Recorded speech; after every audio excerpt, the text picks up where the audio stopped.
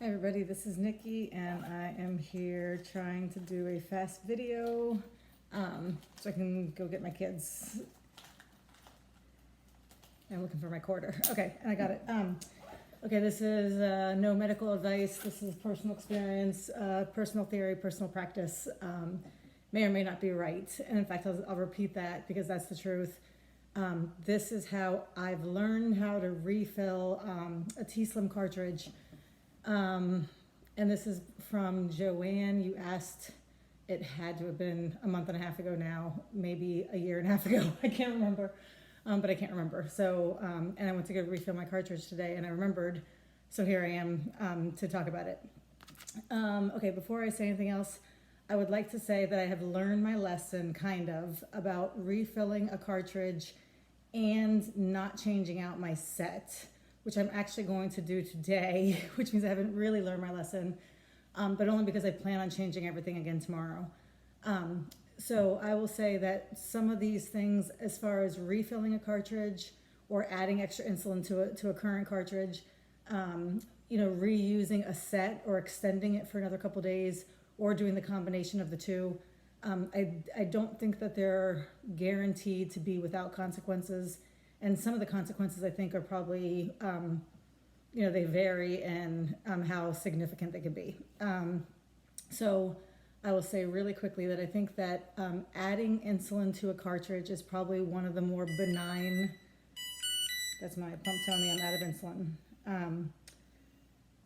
Adding it to a current cartridge, my guess is one of the more benign processes, but I think that you do have to be careful if you're reusing a cartridge 1, 2, 3 times. I mean, at some point you're going to be circulating in old insulin, and I think that that's something to keep in mind. And even in today's, I'm going to pull out whatever's left in there because I'm at 0, but I'm not going to get everything out. So I have to keep in mind that some of that insulin is going to be a little bit old. As far as reusing or extending the infusion set, I think that one is a little bit riskier, and that is the one that I've probably done 4 or 5 times now. And out of 4 or 5 times, I think 3 or 4 times, I've seen a really big kind of rise in numbers around day 4 or 5. I'm usually changing out by 3. And so 4 or 5, I'm definitely seeing like a marked increase in values. And some of them are 200, 250, 300, and I'm doing a lot of insulin, but I can tell, I know my numbers well enough, and I know my control well enough to know that there's something else going on. And now that I've seen it on a few of these extended infusion sets, I believe that that's what it is that's going on. So I am going to do it today because I have kids coming, but I'm changing everything out tomorrow, and it won't put me past day 3. I actually binged for the last 3 days, so I blew through my insulin, and that's how that happens. Okay, that was that. And then the other thing I was going to say is that I do think that there's 2 options. I do think that you can just add insulin to your current cartridge. So let's say you're at 40 units and you want to add another, well, you have to add at least 50.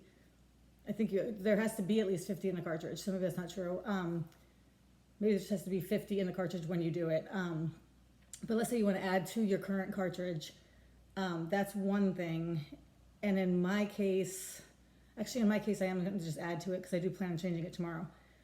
If I wanted to use the cartridge again for another couple of days, then what I would do is I would go ahead and just pull out that extra 15 units of insulin or whatever is sitting in there. I would do my best to pull it all out, and then I would start with a quote-unquote empty cartridge and do the whole fill process. But for now, I think... Actually, I take it all back. I think I am going to pull it out because I can continue to use my cartridge tomorrow, even if I flip my infusion set. These videos always sound like a really good idea when I start, and then as soon as I start talking, I get confused. So there's that. Okay, so what I am going to do, I have disconnected. I'm on empty. So what I am going to do is I am going to remove my cartridge, and I am going to attempt to pull out whatever little insulin I have in the cartridge, and I don't know where I'm going to put it. I'm going to pour it on my mom's envelope over here.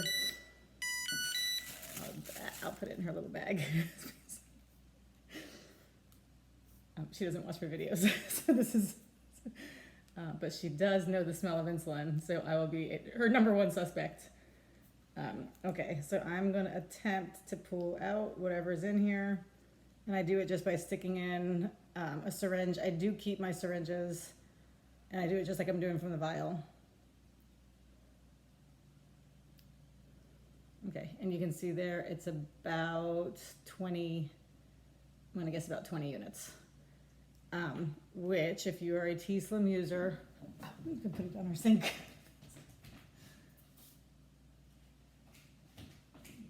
Because as much crap as I talk about my mom, I am afraid. Okay, if you're a T-Slim user, you do know at the end of the cartridge there can be some insulin left.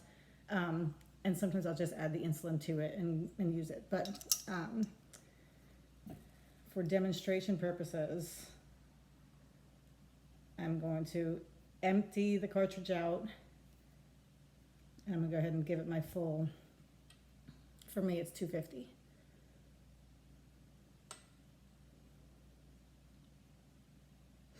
Oh, I was saying I do keep my old syringes, and I will push all the insulin out of them when I'm done, and I'll open them up and let them air dry. These are not going into my body. That's the way I see it. I don't know if anything I'm saying in this video is right or if it's okay.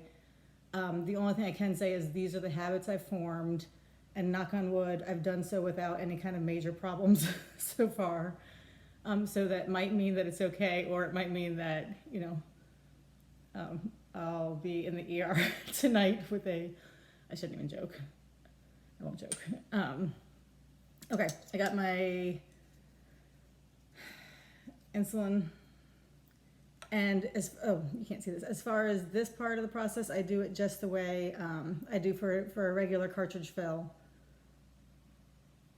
Since I've emptied out my insulin, I'm going to go ahead and try to get the air out, and I'll get the bubbles.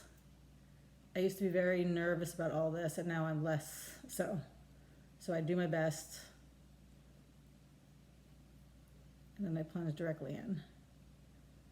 And that's that, skipping that extra step. And as I said, this hasn't caused me a problem yet either, knock on wood.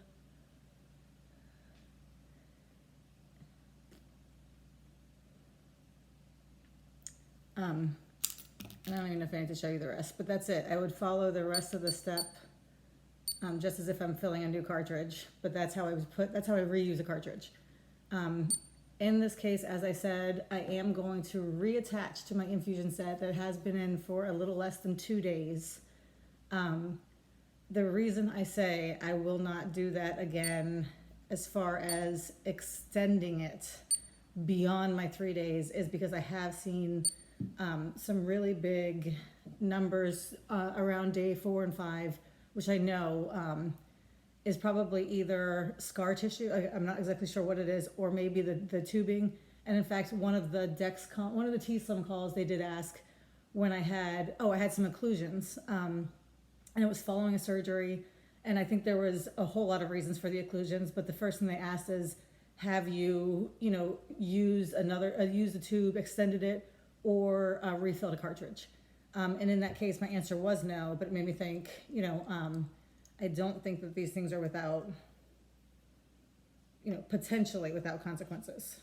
And that's it.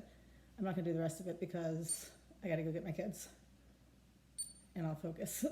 But I will say that when refilling a cartridge or doing any of this again, I am very careful to hold the tube up and make sure that it pushes out the air bubbles, which I don't know if it really happens, but in my mind it's a very important step, so I do that. And I think that's everything.